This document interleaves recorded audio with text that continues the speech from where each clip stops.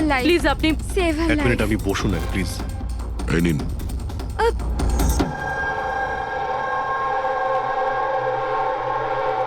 হ্যাঁ বলুন। Sir, sir আমি মেন্টাল হেলথ ফাউন্ডেশনের সুইসাইড হেল্পলাইনের ভলান্টিয়ার। আচ্ছা, যারা ডিপ্রেশনে থাকে বা সুইসাইড করার চেষ্টা করে তাদের কাউন্সেলিং করি। একটা মেয়ে কি প্রবলেম কি ছিল ওর? Domestic violence sir. স্যার ওই মেয়েটা বলছিল যে ওর স্বামী ওকে নেশা করে ওকে যা তা গালাগালি দেয়, ওকে মারধর করে, আবার ওকে ভয়ও দেখায় যে ওকে প্রাণে মেরে দেবে, আর তাও কিনা ওর সার্ভিস পিস্তল দিয়ে। সার্ভিস পিস্তল? আচ্ছা, আপনি কি করে জানলেন যে ওর কাছে যে পিস্তল আছে সেটা সার্ভিস পিস্তল? স্যার এই ওয়ার্ড ওই মেয়েটাই ইউজ করেছিল, সার্ভিস পিস্তল। স্যার কোনো আর্মির বা পুলিশের লোক হবে। তা আপনি ওনাকে বললেন না যে পুলিশে কমপ্লেন করতে গিয়ে? বলেছিলাম আমি ওকে, হাসতে থাকলো, বললো পুলিশ ওকে কোনোভাবেই হেল্প করতে পারে না। আজ আজ ও সুইসাইড করতে চলেছে। ওর পেটে 7 মাসের বাচ্চাও আছে। মাই গড। একটু আগেই ও কল করেছিল আমাকে। হ্যালো হ্যালো দিদি, দিদি আমি বলছি। হ্যাঁ, কেমন আছো তুমি? দিদি আমি অনেক কষ্ট সহ্য করেছি, এবার আমি ডিসিশন নিয়ে নিয়েছি, এবার আমি আর ডিসিশন চেঞ্জ করব না। আমার কথা শোনো, তুমি তুমি এরকম কিচ্ছু করবে না, শুনছো তুমি? আজ আমার সাধের অনুষ্ঠান, আর তুমি তো জানোই সমস্ত রিলেটিভ কিছুক্ষণ বাদেই বাস ধরে সীতারা চলে যাবে, আর এই বাড়িতে আমি একদম একলা থেকে যাব ওই জানোয়ারটার সাথে। তুমি এসব কিচ্ছু করবে না, আমি তোমাকে আগেও বলেছিলাম না? প্লিজ তুমি পুলিশের কাছে যাও, পুলিশ উইল হেল্প ইউ। দিদি তুমি তো জানো আমি পুলিশের কাছে যেতে পারবো না। আরে তুমি তোমার বাচ্চাটার কথা ভাবো, আরে তোমার পেটে একটা বাচ্চা আছে।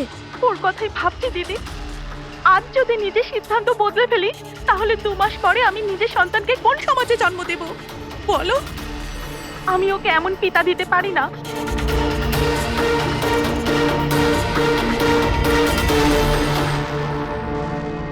আচ্ছা, আপনি কি ওনার নাম্বারটা দিতে পারবেন? না স্যার, আমাদের সব কল এনক্রিপ্টেড হয়, ও না তো আমার কাছে পেশেন্টের না নাম আছে না নাম্বার। পেশেন্টের আইডেন্টিটি সিক্রেট থাকে। হ্যাঁ, হয়তো তারপর কেউ কলই করবে না, এটা ভেবে যে তাদেরকে নিয়ে মজা করা হবে। স্যার এই নাম্বারটা জানার জন্য তো কোর্টের অর্ডার লাগবে স্যার। না অভিজিৎ, তাতে সময় চলে যাবে, অত সময় নেই আমাদের কাছে। ওই বেচারি মহিলা এতদিন ধরে অত্যাচারিত হচ্ছে, তাছাড়া ওনার পেটে 7 মাসের বাচ্চা রয়েছে। তার উপরে আমাদের কাছে ওর ব্যাপারে কোনো তথ্যই নেই স্যার। এই ডায়েরিটা আছে আমার কাছে, ও আমাকে যে কল করে তার সব ডিটেলস আছে। আমার স্টাডির জন্য আমি নোটস বানাই, হয়তো এটা আপনাদের কোনো কাজে লাগবে। দেখি স্যার, লাস্ট পেজে লেখা রয়েছে সব আত্মীয় স্বজন বাস ধরে সাতারা চলে যাবে। আমাদের কাছে শুধু মেয়েটার ব্যাপারে এইটুকুই ইনফরমেশন আছে যে ওর হাজবেন্ডের কাছে একটা সার্ভিস রিভলভার আছে। নাম্বার 2, মেয়েটার পেটে 7 মাসের বাচ্চা রয়েছে। ওই মেয়েটার ফ্যামিলি সাতারা যাবে। সমস্ত বাস ডিপোতে গিয়ে খোঁজ নাও, দেখো কোনো বাসে এমন কোনো ফ্যামিলি আছে কিনা যারা সাধের অনুষ্ঠানে যাচ্ছে, সাতারার দিকে যাচ্ছে। শহরের যত গাইনোকোলজিস্ট আছে প্রত্যেকের লিস্ট বের করো, আর দেখো এমন কোন পেশেন্ট আছে যে 7 মাসের প্রেগনেন্ট। স্যার এটাই শেষ বাস ডিপো যেখান থেকে সাতারার বাস যায়।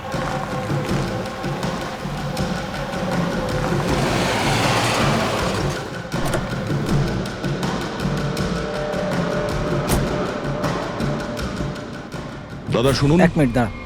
আজ দুপুরে এখানে এই ডিপো থেকে সাতারার বাস ছাড়ার কথা ছিল না? না, একটা বাস তো যাওয়ার কথা ছিল, কিন্তু 1 ঘন্টা আগে। আসলে ইঞ্জিনটা খারাপ হয়ে যাওয়াতে লেট হয়ে গেছে। সেই বাসটা কোথায় আছে? ওই যে ওই বাসটা। এইটা? এটা? হ্যাঁ হ্যাঁ। আচ্ছা, আপনারা সাতারা যাচ্ছেন তো? হ্যাঁ। হ্যাঁ, কেন? আপনারা কি এখানে সাধের অনুষ্ঠানে এসেছিলেন? হ্যাঁ, কিন্তু আপনারা কারা? দেখো, আমরা সিআইডি থেকে আসছি। এই 7 টাকার ছিল। আমার আত্মীয় নয়নার, কিন্তু কি হয়েছে? এই নয়না কোথায় থাকে? ওর ঘরের অ্যাড্রেসটা দাও তো। B200 শান্তিনিবাস বর্ষবা। Thank you, thank you. হ্যাঁ দয়া, এই ডিপোতে একটা ফ্যামিলি পাওয়া গেছে। হ্যাঁ, ওরই ফ্যামিলি। আর মেয়েটার নাম হলো নয়না। ঠিকানা হলো B200 শান্তিনিবাস বার্সোবা। আচ্ছা তাই নাকি? ভাই গাইনোকোলজিস্ট আমাদের এই অ্যাড্রেসে দিয়েছেন। তুমি ওখানে পৌঁছো, আমরা ওখানেই যাচ্ছি। ঠিক আছে, আমরা পৌঁছাচ্ছি। ওকে, ভার্সোবা।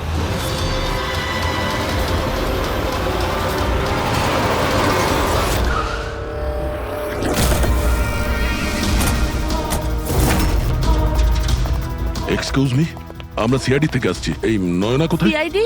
হ্যাঁ, স্যার, ওপরে গিয়ে ডান দিকে। কিন্তু কি হয়েছে? কি হয়েছে স্যার?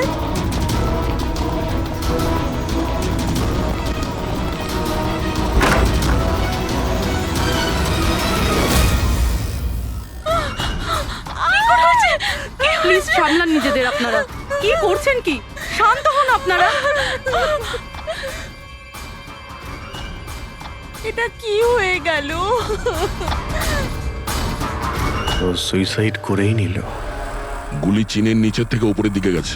স্যার, অনেকটা রক্ত বেরিয়েছে। মনে হচ্ছে অনেকটা সময় কেটে গেছে। পিছনে সরো। কি হলো? দাদা দেখ দাদা। নয়না, এই, কি হলো নয়না? ইন্সপেক্টর আমান? তুমি ওকে চেনো? হ্যাঁ, আমরা ট্রেনিং একাডেমিতে একসাথেই ছিলাম। কেন করলো স্যার নয়না এরকম? এটা তো আপনিই বলতে পারবেন। ওটো। ওকে টর্চার করতে, মারতে, হ্যাঁ, ভয় দেখাতে, হুমকি দিতে কি এক্সপেক্ট করেছিলে তুমি? কি করতে, হ্যাঁ? অ্যাটেম্পট অফ সুইসাইডের জন্য তুমি জেলে যাবে। স্যার, এটা কি বলছেন আপনারা? দাদা এরকম করতে পারে না। স্যার, আপনারা এটা ঠিক করছেন না। প্লিজ এরকম করবেন না। কত মেন্টাল টর্চার করা হয়েছে ওকে, নিজেরই মাথায় গুলি করে নিয়েছে। সবাইকে বাইরে নিয়ে যাও। চলো তুমি বাইরে চলো। নয়না, চলো suicide করতে চলো পারে না। চলো চলো সবাই চলো। প্লিজ চলো, বাইরে যান, বেরো। বাইরে, প্লিজ। চলো বাইরে যান বলছি। চলো বেরো, চলো চলো। শান্ত হন। আপনিও যান। Please। চলুন চলুন। সেটাই হলো যেটা ওই গাইনোকোলজিস্ট বলেছিলেন। সুইসাইড করেই ফেললো। বডিটাকে ফরেন্সিক ল্যাবে পাঠিয়ে দিই, আর এসিপি স্যারকে ইনফর্ম করে দিই যে ওকে আমরা বাঁচাতে পারিনি। 1 মিনিট,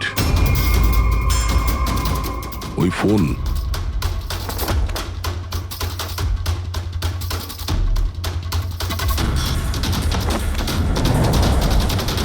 কিন্তু কোথায় যেতে পারে?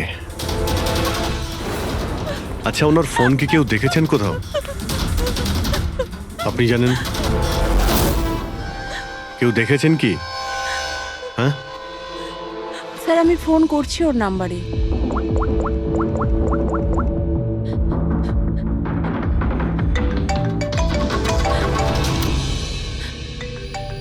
যশ বাবা, এদিকে এসো।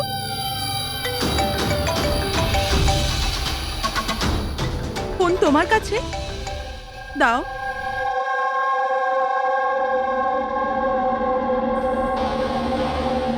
আমি এটা গেম খেলার জন্য নিয়েছিলাম কাকির ঘর থেকে। কোনো ব্যাপার না বাবু, এদিকে এসো। বাবু, একটু মনে করে বলো, যখন তুমি ফোন নিতে এখানে এসেছিলে তখন কি দেখেছিলে তুমি?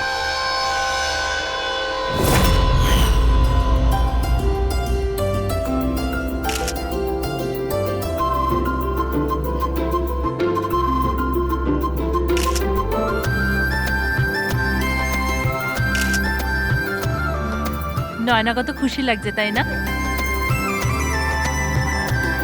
কাকি আমার সাথে মোবাইলে গেম খেলবে? গেম?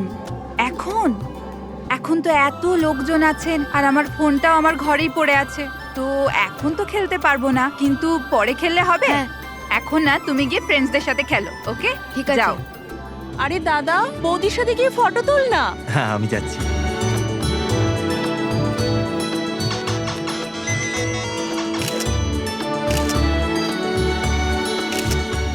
যশ বাবা, তুমি আবার মোবাইল নিয়ে বসে গেছো? মা প্লিজ ডিস্টার্ব করো না, মা প্লিজ। আরে কাকির অনুষ্ঠান চলছে, তুমি এখানে গেম খেলছো? হ্যাঁ, আর কিছুক্ষণ। আরে Please, বাবা, please। কাকির খারাপ লাগবে। চলো সোনা, চলো। আরে মা, কোনো মা নয়, অনেক গেম খেলেছো, আর ফোন নয়। কাকি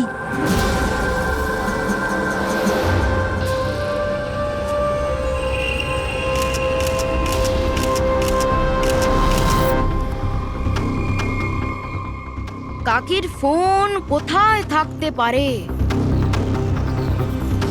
হ্যাঁ,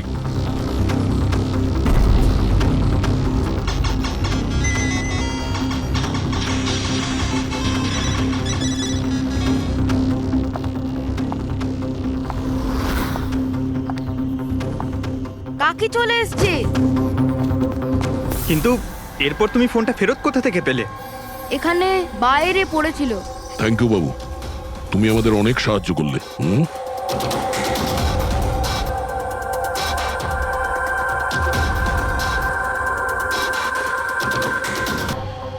তুমি নিজে একজন পুলিশ অফিসার, তুমি তো জানো যে আমরা ইন্টারোগেশন কি করে করি। হুম, স্যার স্যার আমি ওকে ট্রেনিং এর সময় থেকে চিনি। He is one of the best officers. Sir sir আমার মনে হয় না ও এরকম করতে পারে। মানুষ পাল্টে যায় পুরবি, সব এভিডেন্স ওর বিরুদ্ধে, আর সেটা তুমি খুব ভালো করে জানো। স্যার আমার বিশ্বাসই হচ্ছে না যে আপনারা সবাই এটা ভাবছেন যে আমি নয়নার ওপরে হাত তুলেছি। খুব ভালোবাসতাম স্যার আমি ওকে, ওর সন্তানের বাবা হতে চলেছিলাম স্যার আমি। আর আমি ওকে কি করে? হ্যাঁ, তুমি ওকে টর্চার করেছো, আর সেই জন্য বেচারি ডিপ্রেশনে চলে গেছিল। ভুল বুঝছেন স্যার আপনি, ও ডিপ্রেশনে ছিলই না। সবসময় ও হাসি খুশি থাকতো, সবসময় আনন্দে থাকতো।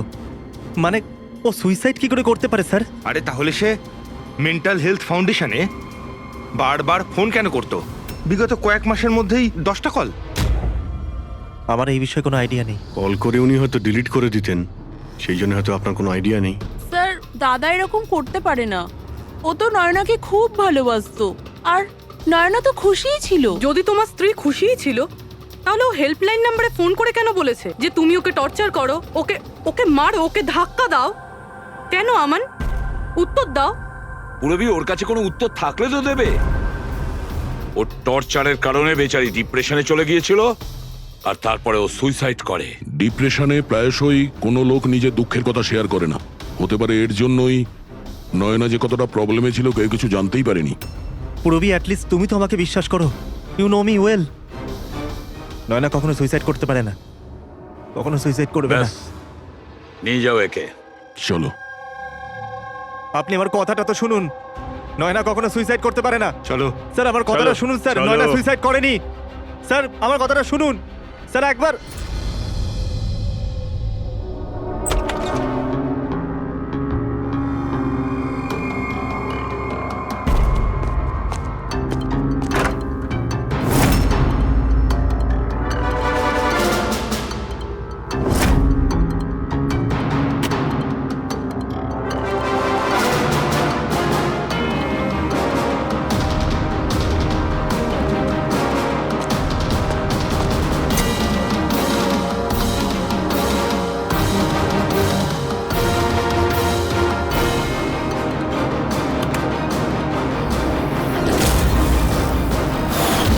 স্যার নয়না যখন সুইসাইডই করতে চাইছিল, তাহলে ওর আসন্ন সন্তানের জন্য অনলাইন ওয়েবসাইট থেকে বেবি প্রোডাক্টসের শপিং কেন করেছিল?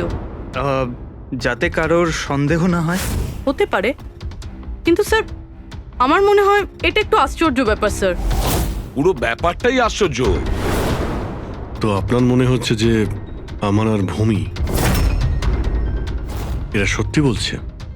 সেটা তো জানাই যাবে অভিজিৎ, কিন্তু তার আগে ওই সাতভক্ষণ অনুষ্ঠানে নয়নার যত কাছের লোক ছিল ওদের সবাইকে ডাকো। নয়নার সাথে আপনার সম্পর্ক কেমন ছিল?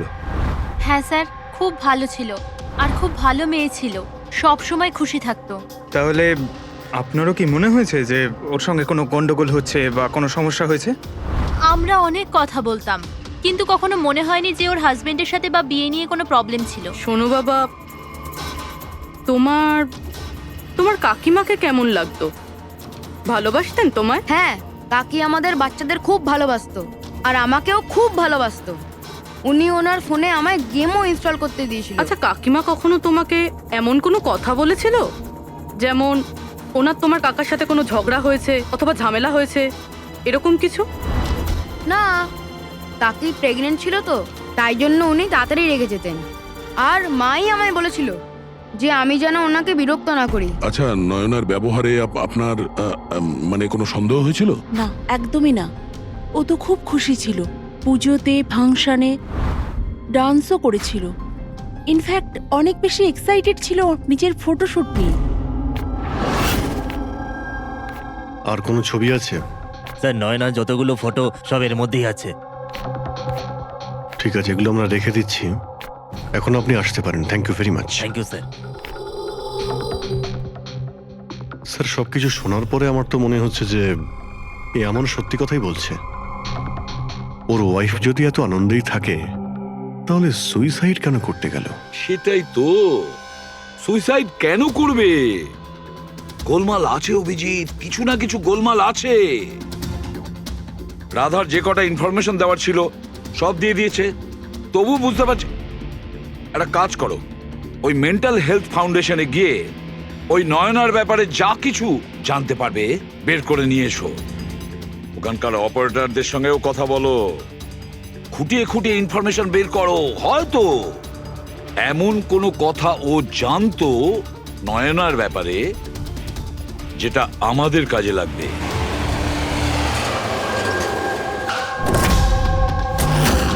আমরা সিআইডি থেকে আসছি, আপনাকে কিছু জিজ্ঞাসাবাদ করব। এই নাম্বারটা থেকে আপনার ফাউন্ডেশনে একজন লেডি ফোন করতেন, উনি সুইসাইড করেছেন। এর পুরো ইনফরমেশন চাই আমাদের। কবে কল করেছিল, কতবার করেছিল, কখন করেছিল, পুরো ডিটেল। আমি এক্ষুনি চেক করছি।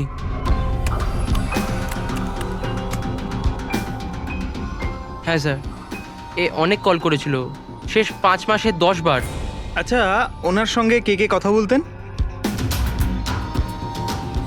অ্যাকচুয়ালি স্যার, এনার সমস্ত কল রাধা ম্যাম হ্যান্ডেল করতেন, আর উনি এখানে volunteer.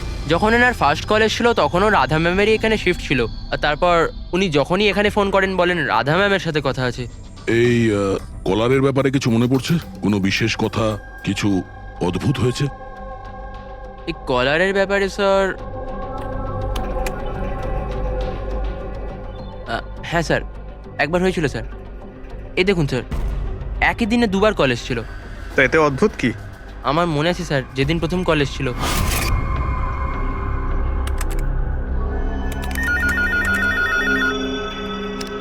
Hello, how may I help you? Hello, আমি রাধা ম্যাডামের সাথে কথা বলতে চাই। হ্যাঁ, শিওর। হ্যালো রাধা ম্যাম, আপনার জন্য কল। কিছুক্ষণ বাদে ওই নাম্বারটা থেকে আবার কল এসেছিল। Hello, how may I help you? Hello, আমি নয়না বলছি। আর কিছুক্ষণ আগে আমার নাম্বার থেকে আপনার কাছে কল এসেছিল, আর 7 মিনিট কথাও হয়েছে। আপনি প্লিজ আমাকে বলবেন আপনি কোথা থেকে বলছেন? ম্যাম, এটা মেন্টাল হেলথ ফাউন্ডেশনের হেল্পলাইন নাম্বার। আমরা সেই সমস্ত মানুষের হেল্প করি যারা ডিপ্রেশনে পড়ে সুইসাইড করার চেষ্টা করে। What? Suicide helpline? Yes ma'am. অন্য কলাররা স্যার নিজের নাম কখনোই বলে না, কিন্তু ইনি প্রথমে নিজে থেকেই বলে দিলেন। স্যার, নয়না নিজের নাম কখনো রাধাকে বলেনি, তাহলে ও হঠাৎ করে বলতে যাবে কেন? আমরা এই নম্বরের কল হিস্ট্রিটা চাই। 1 মাস আগে নয়নার ফোন থেকে কেউ একজন হেল্পলাইনে ফোন করেছিল, আর এই হলো তার রেকর্ড।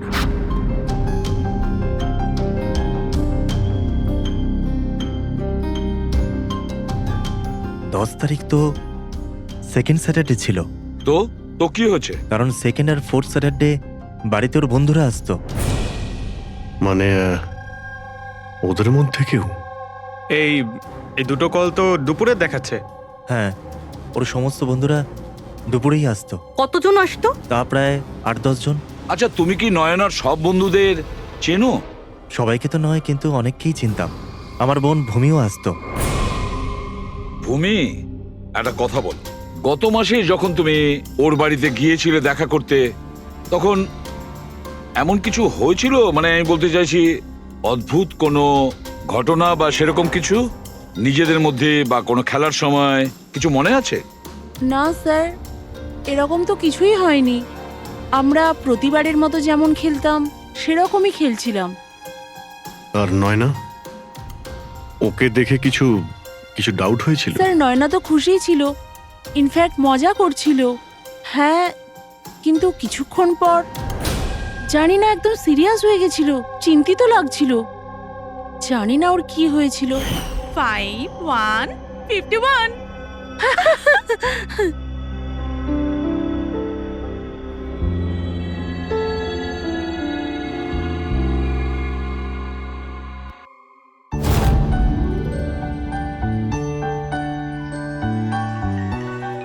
মনে হচ্ছে এর যে হবু বাচ্চা হবে না, সে খুব লাকি। হ্যাঁ রে, নয়তো আগে কখনো নয়না জিততো না। ওহো, মনে হচ্ছে কেউ জেলাস হচ্ছে। আরে নয়না, দাদাকে একটা ফোন করো না, রাতের অর্ডারের জন্য একবার মনে করিয়ে দাও না। ফোন কোথায় আমার? আরে একটা কাজ করো, নাও আমার ফোন থেকে কথা বলো। হ্যালো, বিকেলে না প্লিজ খাবার অর্ডার করে দিও। না না, শুধু এটাই মনে করানোর ছিল। এই নাও, কিন্তু আমার ফোন কোথায়? আর আমি বুঝতে পারছি না, এখানেই রেখেছিলাম। নয়না, ওই যে তোমার ফোন ওখানে টেবিলের উপর। ওখানে কে রাখলো? আমি তো ওখানে তুই ফোন রেখেছিস রাখিনি। হয়তো। না यार, আমার মনে আছে আমি রাখিনি।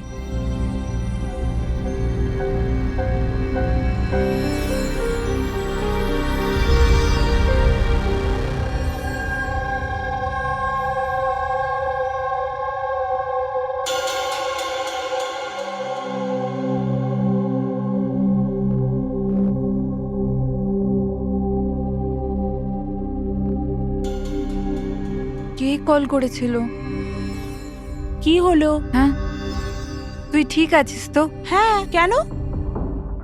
জানবি, তোর কোনো টেনশন নেই তো? না, কোনো প্রবলেম নেই। কেন? তোদের যদি কোনো প্রবলেম থাকে তো প্লিজ আমায় বলিস। কেমন প্রবলেম? কি বলছিস তুই? তোর কি হয়েছে হঠাৎ করে? আরে কিছু হয়নি, প্রেগন্যান্সির মধ্যে এরকম মুড সুইংস হয়ে থাকে, এটা একটা ন্যাচারাল ব্যাপার। চলো আমরা সবাই খেলাটা কন্টিনিউ করি। স্যার, নয়না ভূমির ফোন থেকে আমানের সাথে কথা বলছিল দুপুর 1:03 থেকে 1:04 পর্যন্ত। 1:04 পর্যন্ত? আরে সুইসাইড হেল্পলাইনে যে প্রথম ফোন করা হয়েছিল 7 মিনিটের জন্যে, সেটা 12:57 থেকে 1:04 অবধি চলেছিল। আর সেকেন্ডটা 1:20 থেকে 1:21 পর্যন্ত। তার মানে অভিজিৎ, ওই 7 মিনিটের কলটা নয়না নিজে করেনি। কারণ ওই সময় নয়না আমানের সাথে কথা বলছিল ভূমির ফোন থেকে। এক্স্যাক্টলি। তার মানে ওই ফোনটা নয়নার কোনো বন্ধুই হয়তো করেছিল।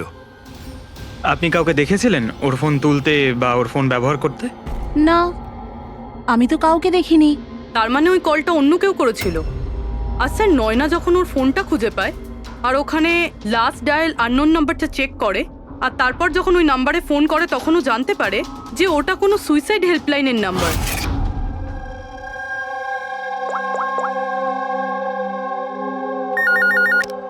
Hello, how may I help you? Hello, আমি নয়না বলছি। কিছুক্ষণ আগে আমার নাম্বার থেকে আপনার কাছে কল এসেছিল আর 7 মিনিট কথাও হয়েছে। আপনি প্লিজ আমাকে বলবেন আপনি কোথা থেকে বলছেন? ম্যাম, এটা মেন্টাল হেলথ ফাউন্ডেশনের হেল্পলাইন নাম্বার। আমরা সেই সমস্ত মানুষের হেল্প করি যারা ডিপ্রেশনে পড়ে সুইসাইড করার চেষ্টা করে। হোয়াট? Suicide helpline? এটা জানতে পেরে ও চিন্তায় পড়ে যায় আর ভাবতে আরম্ভ করে সুইসাইড কে করতে চায়।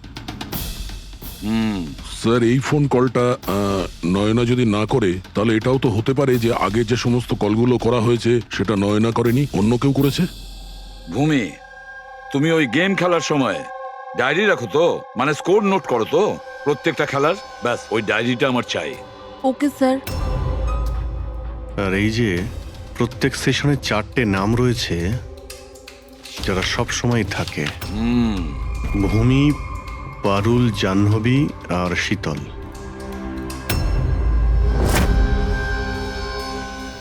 রাধা, একবার চেষ্টা করে দেখো, এই 3 জনের কথা শোনো। দেখো, এই 3 জনের মধ্যে কেউ কি তোমার সঙ্গে কথা বলেছিল? আমি এসব কেন করব? আমি আমার লাইফে খুব খুশি। আমি সুইসাইড কেন করব? যদি আমি ফোন করতাম তো নিজের ফোন থেকে করতাম, নয়নার ফোন থেকে কেন?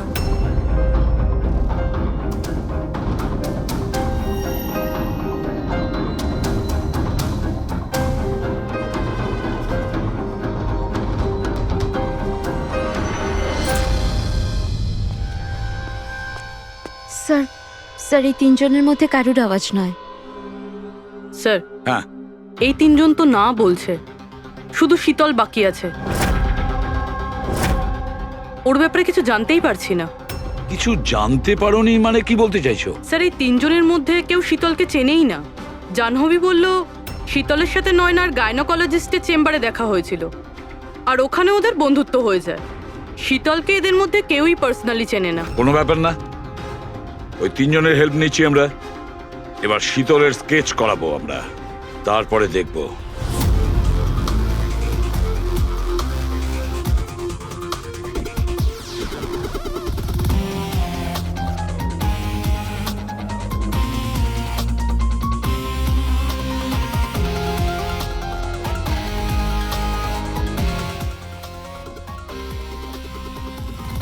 ডক্টর মিনা, এই স্কেচটা একটু মন দিয়ে দেখুন। আচ্ছা, এই মেয়েটা আপনার এখানে চিকিৎসা করাতে আসতো? I don't think so. আমার তো মনে পড়ছে না যে এরকম কোনো লেডি আমার কাছে কোনোদিন এসেছিল। কে ইনি? এর নাম শীতল। আমরা এটা বুঝতে পারি যে আপনার এখানে এত পেশেন্ট আসে যে এই সমস্ত পেশেন্টের নাম মনে রাখা তো মুশকিলের ব্যাপার। রাইট, বাট আমি আমার সব পেশেন্টদের পার্সোনালি চিনি অ্যান্ড আই এম শিওর শীতল নামের কোনো পেশেন্ট আমার কোনোদিন ছিলই না। আচ্ছা, এই যে আপনার ক্লিনিকে সিসিটিভি ক্যামেরা লাগানো রয়েছে, এর ফুটেজ আমরা পেতে পারি? I don't think so, because ওটার স্টোরেজ ফুল হয়ে গেছিল, তাই আমাদের ডিলিট করতে হয়েছিল। ওকে, এনিওয়ে, থ্যাংক ইউ।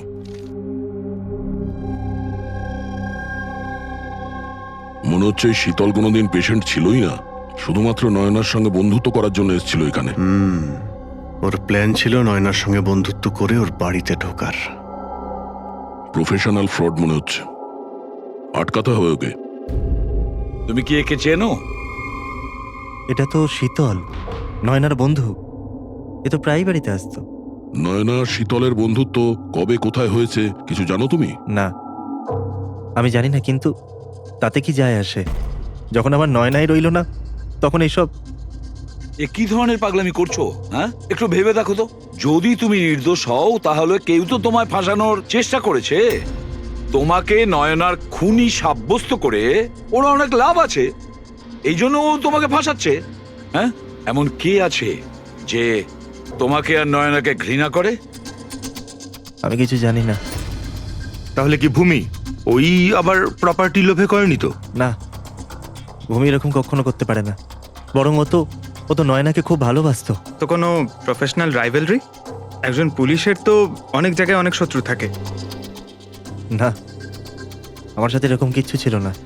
আমি আমার ডিউটিতে না তো কখনো কোনো গ্যাংস্টারকে ধরেছি, না কোনো বড় গ্যাংস্টারকে মেরেছি, কখনো ঘুষ নিইনি। পুরো কেরিয়ারে ব্যাস একবারই গুলি চালিয়েছিলাম। কার ওপরে? কাকে গুলি করেছিলে তুমি? ছোটখাটো ফ্রড ছিল স্যার, বিশেষ। ওকে অ্যারেস্ট করতে গেছিলাম, তখনই গুলি চলে গেছিল।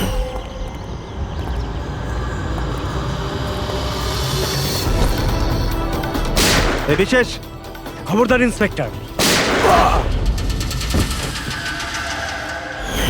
হয়তো এই লোকটারই কোনো ভাই বা আত্মীয় প্রতিশোধ নেওয়ার জন্য এসব করেছে। না, যখন আমরা ওকে অ্যারেস্ট করতে গেছিলাম তো ওর কোথাও কোনো পরিবার ছিল না, হয়তো অনাথ ছিল।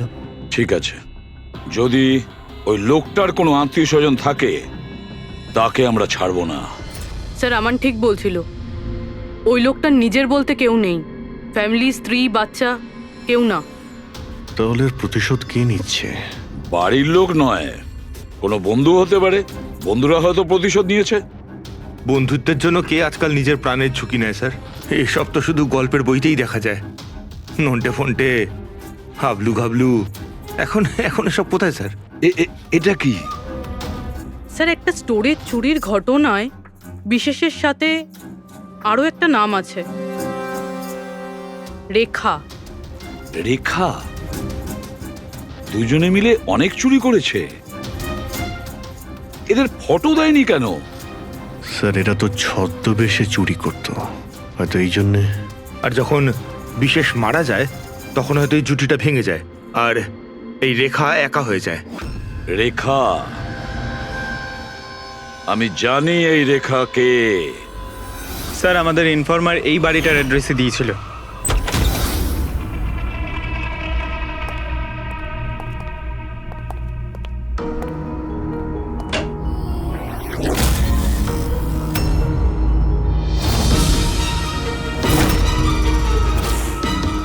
দেখো একটু।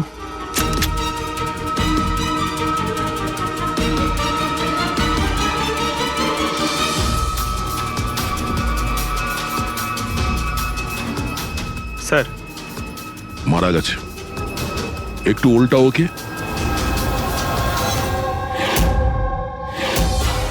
শীতল?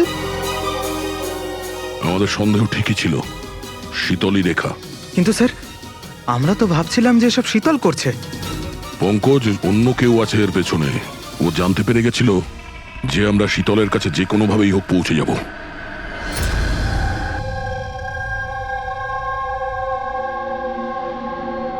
সারিকা, এর ঘাড়ের পেছনের দিকে এইখানে ক্ষত আছে।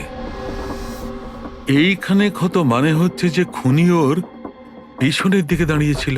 দেখো, এইখানে ছুরির ক্ষতটা আছে।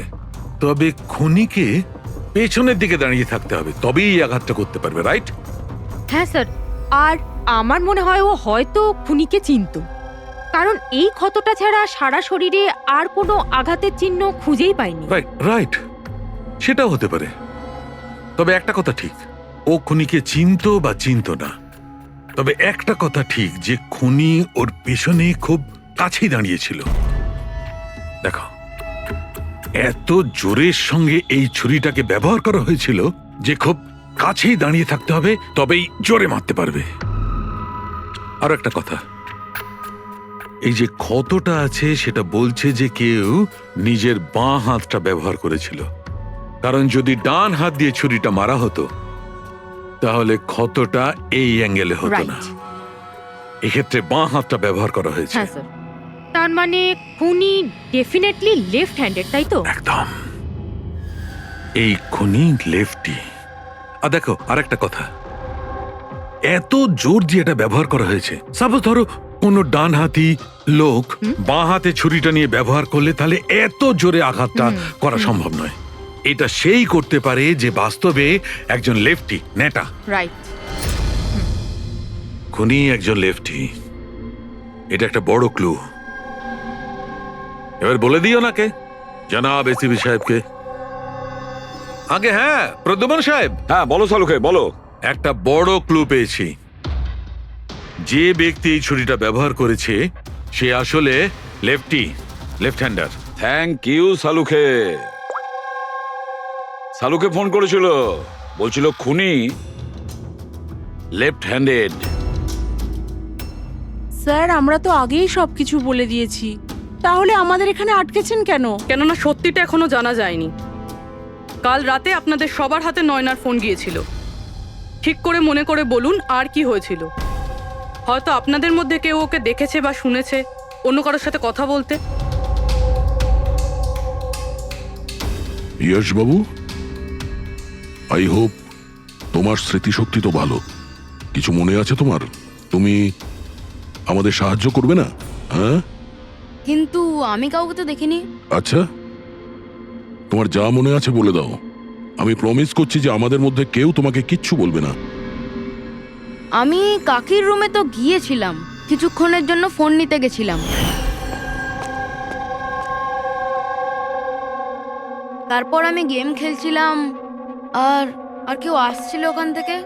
তারপর আমি ফোনটা ওখানে সাইডে রেখে চলে গেছিলাম। কোন গেম খেলছিলে তুমি? স্যার এটা কাকির মোবাইলে তুমি এই গেমটাই খেলছিলে? হ্যাঁ, আমি আর আমার বন্ধু নীলজ আমরা সবসময় এই গেমটাই খেলি। এই গেম তো অনেকেই একসঙ্গে খেলতে পারে, আর সবাই একে অপরকে দেখতেও পায়। তো নীরজ তোমাকে দেখতে পাচ্ছিল যখন তুমি ফোন ওখানে রাখো। স্যার, ফোনে তো রেকর্ড হচ্ছিল। ওখানে কি হয়েছিল সেটা নীরজের ফোন থেকে জানা যেতেই পারে। ঠিক আছে, আমরা নীরজকে ডেকে নিচ্ছি, ঘাবড়াবে না। এখানে আমরা সবাই তোমার বন্ধু, শুধু কিছু জিজ্ঞেস করার আছে ইনফরমেশনের জন্য। যে গেম তোমরা খেলো না মোবাইল থেকে, সেগুলোর ব্যাপারে। যখন তুমি নিজের মোবাইলে গেম খেলছিলে তোমার বন্ধুর সাথে, তখন তুমি ওকে দেখতে পাচ্ছিলে তো? হ্যাঁ। আচ্ছা, আর একটা কথা বলো, যখন তুমি ওকে দেখতে পাচ্ছিলে তখন কি তুমি ওর পেছনে কাউকে দেখেছিলে? না, শুধু যশই ছিল। 1 মিনিট স্যার, যখন যশ ফিরে এলো না ততক্ষণ স্ক্রিন লক হয়নি। স্ক্রিন লক হয়নি মানে? স্যার মানে গেম অ্যাক্টিভ ছিল, আর যখন গেম অ্যাক্টিভ থাকে তখন ও নিজে নিজেই স্ক্রিনশট নেয়। তাহলে তখনও নিশ্চয়ই নিয়েছে। আর প্রত্যেকটা স্ক্রিনশট ফোনে সেভ হয়ে থাকে। হ্যাঁ স্যার। দাও তোমার ফোনটা দাও। Thank you.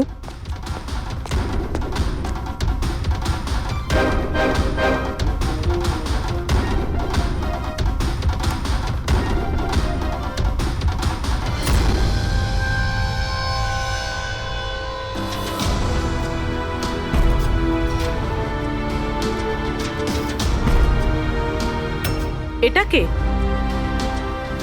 এটা এটা নয়না তো নয়। না, এটা নয়না নয়।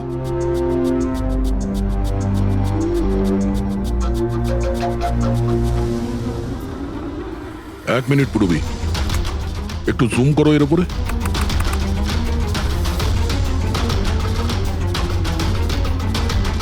মেহেন্দি আর লেফট হ্যান্ডে এর হাতে মেহেন্দি এইভাবে কেন রয়েছে? সেটা এই কারণে অভিজিৎ, কারণ এই হাতটা যে মহিলার, সে মহিলা ওখানে বাকি সবাইকে মেহেন্দি পড়াতে এসেছিল, আর ও লেফট হ্যান্ডেড। সবার আগে ও শীতলকে দিয়ে হেল্পলাইনে ফোন করায়। রাধাকে একটু কলটা ট্রান্সফার করুন না প্লিজ। হ্যাঁ শিওর। আমি আর সহ্য করতে পারছি না দিদি। তারপর সে শীতলকে টাকা দেয় আর বলে, নয়না, তোমার রুমে তোমার জন্য তোমার কোনো আত্মীয় অপেক্ষা করছে। তার সুযোগ বুঝেই ও নয়নাকে খুন করে দেয়। কে হতে পারে এই মেহেন্দি পরা মহিলা? আমি জানি না উনি কে ছিলেন। ইনফ্যাক্ট কেউই জানে না উনি কে। নয়না বলেছিল যে শীতল ওনাকে ডেকেছিল আর ওই নিয়ে এসেছিল নিজের সাথে। আর এটাও জানি না যে ওকে কেন আনা হয়েছিল। নিজের কাজও ঠিক করে করছিল না ও, বাজে মেহেন্দি লাগাচ্ছিল সবাইকেও। দেখ না জাহ্নবী কিরকম মেহেন্দি লাগাচ্ছে ও, পুরোপুরি ঠিকঠাক লাগাচ্ছেও না। আপনি কি মেহেন্দি লাগাতে জানেন না নাকি? দেখে মনে হচ্ছে কেউ যেন লাগিয়ে আবার মুছে দিয়েছে। ও মেহেন্দি এত খারাপ করে লাগাচ্ছিল, তাহলে শীতল ওকে পাঠালো কেন? সবারই সন্দেহ হবে। কে হতে পারে? আমি জানি স্যার, ও আমাদের চোখের সামনেই ছিল।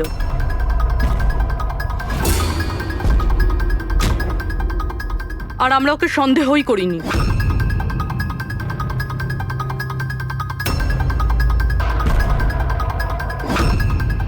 আপনি সামনে আসুন।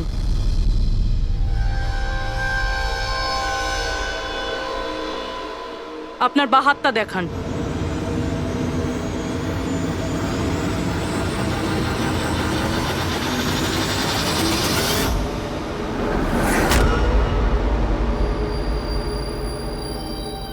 এই দেখুন স্যার।